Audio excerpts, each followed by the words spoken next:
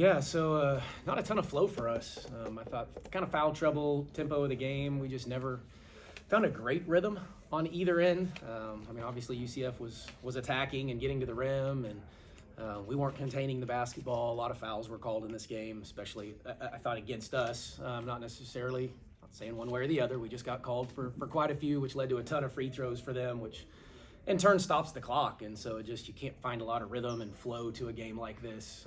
But we knew that coming in. We knew they were a really good defensive team. We're going to provide a few challenges on that end, but I thought we responded once we got into foul trouble, just to have that, I think, 6-point lead at half.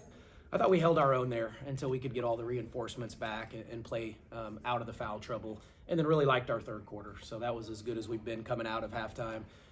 So got to challenge them a little bit and like their response coming out of the third quarter. That was by far our best quarter, and then didn't finish it great, but luckily had distanced ourselves enough.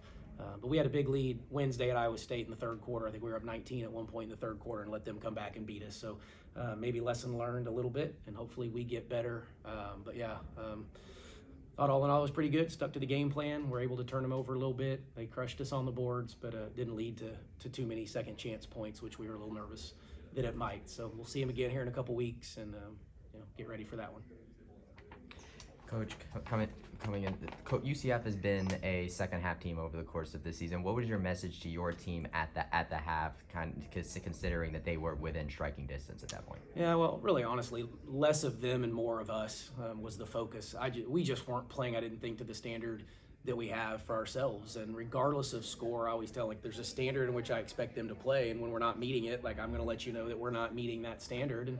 And we weren't. We weren't doing the things that I thought the scouting report said at times, and taking away things for some of their personnel that we wanted to take away. So it really was more of, come out, punch first philosophy.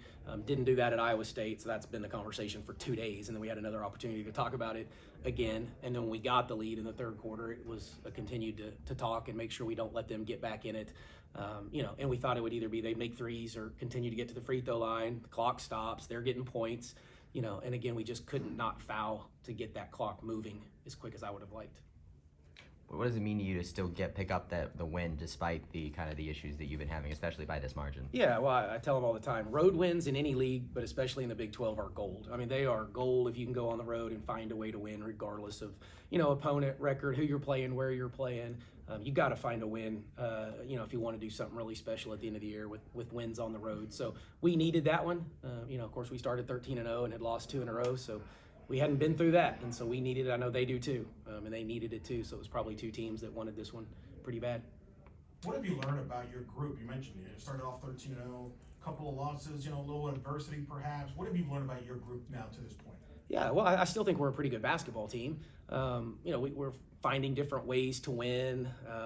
We know, I think, what we are. I think we know at times what our weaknesses are, and so we're trying to play obviously to the strengths, and each opponent is just so different. Playing against Iowa State was a complete 180 than playing against UCF based on personnel, and so I think you have to be ready to win multiple ways. But I like my group. I like them as people. They're fun to go coach every day. They're easy to coach, sometimes a little too flatline for me. I need them to come on, it's not okay. We need to change this. Let's have a little bit more passion about us and not care, because they definitely care. But we're only, 15 games? What we played now? 16? Whatever. 16 games into this tenure, with Mark Kellogg here, and we had 6 returners and 7 new ones, and we're trying to, so every time we go through and experience a game, we learn something, sometimes good, and sometimes, like Iowa State, not so good. But I enjoy taking the floor with them and learning about them, so I can hopefully help them, as we keep going through this gauntlet of a Big 12 schedule. Coach, UCF, a new team to the Big 12. What did you see out of the Knights that makes you think this team can compete in the Big 12? Yeah, well, I think they have a chance to be really good defensively and are a top, I think, 40 or something like that defensive team when we looked at it. They're elite on the defensive end. They can play you multiple ways. They can switch. They got length in the post, and I know they're missing the Kelly kid, which probably hurt them a little bit on the inside. And they'll get better offensively as they learn each other. But Peterson's a dynamic point guard. I think is it Icod, I think is how you say 11, and she didn't probably have a great night tonight, but that kid, she's got a chance with that length and that athleticism, and Jewett just kind of controls the whole game. So, I mean, there's some pieces there, without question. I think for all of us, it's continuing to build depth. I think that's what you kind of see right now.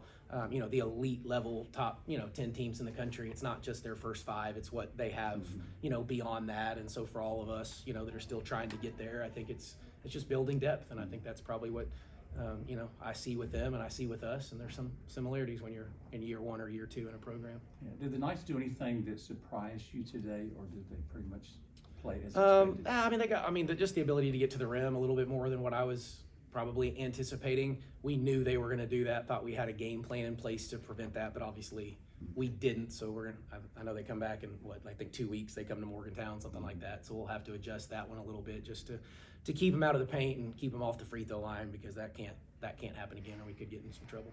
Peterson has been putting on an elite offensive performance over the course of this season, but tonight you managed to keep her from scoring off the floor until right before halftime. So what was your kind of defensive mentality when it came to her today? Yeah, just she had our full attention, is what I like to say, and so that was, of course, that's where the scouting report started.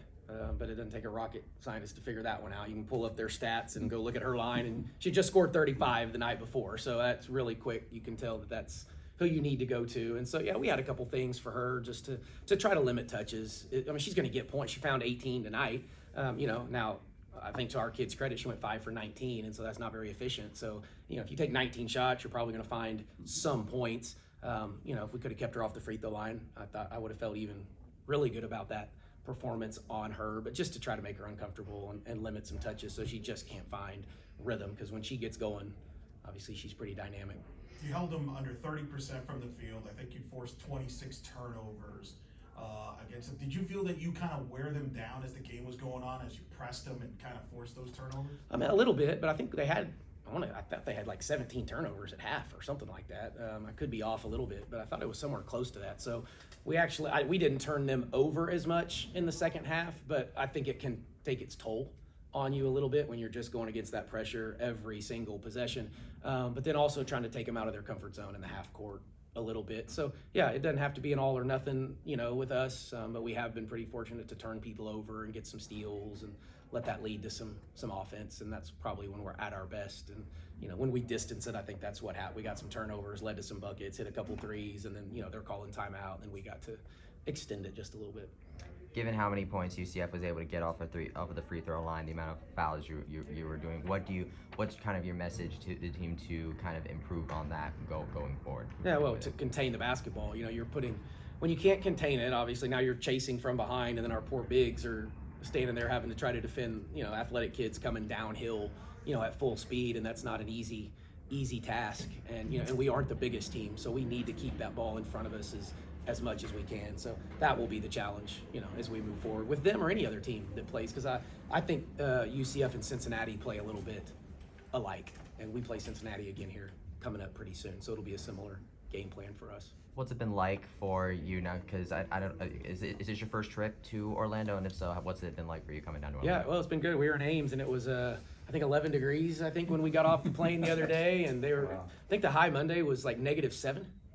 The high was -7, so we were happy to get out. We stayed on the road. We didn't go back home, so we played Wednesday night and stayed in Ames again Wednesday night, and then we were perfectly fine with coming down to. I thought it was going to be sunny Florida, but I hadn't seen a lot of sun since I've been here. But the temperature and I'm a Texas guy originally, so the humidity kind of actually felt kind of nice, and my lips aren't chapped. We've just been down here since then, and now the noon tip actually kind of helps a little bit, so we can get home tonight. What does it take to succeed in the Big 12 in women's basketball? Good question. I don't know. I hadn't been through it yet, so this is my first go at it. But again, I think you have to steal some games on the road and take care of business at home. But it's a gauntlet. We had played Texas and played hard there, and then your reward is to go to Ames, Iowa, where it's a really, really difficult to play, and then you get on a flight to come all the way down to Central Florida, and then go back home. So it's just going to be a grind. So I think consistency probably wins out, right? Whoever can be the most consistent and find some road wins in a really difficult league to do that. But we have an unbalanced schedule too, so everybody's not playing everybody twice. So it's not quite all apples to apples, so to speak. So I don't know how that's going to shake out, but it's we're not playing everybody twice, so that will be a little different. Awesome. Well, best of luck with the rest of the season, Thanks, Coach. Thanks, Coach. Congratulations on the